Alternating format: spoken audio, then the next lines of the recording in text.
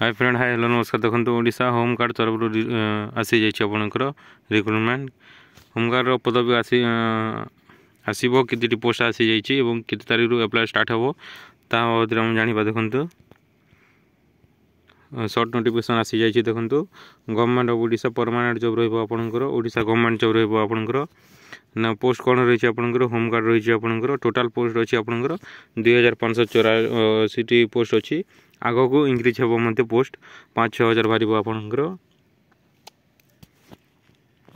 देखो क्यों मैंने अप्लाई करेंगे ऑल ओडिशा कैंडिडेट अप्लाई करेंगे। लास्ट डेट देखो स्टार्टिंग डेट एपर्यंत आसनी स्टार्ट केवे हे लास्ट डेट केवे हे सर्ट नोटिफिकेशन आसी जाइए। यहाँ प्लेस एंड पोस्टिंग ओडिशा जो डिस्ट्रिक्ट रे भी आपंकर प्लेस एंड पोस्टिंग हे। एजुकेशन क्वालिफिकेशन कौन कौन रही देखो as per the notification candidate है pass 10th class from recognised board. देखो आपंकर मैट्रिक पास करथिबा कथा आपण। एज लिमिट कौन रही देखो 18 ईयर रही मैक्सिमम 45 ईयर रही आपंकर। सैलरी कौन रही देखो 15,990 टका पर मंथ रही आपंकर।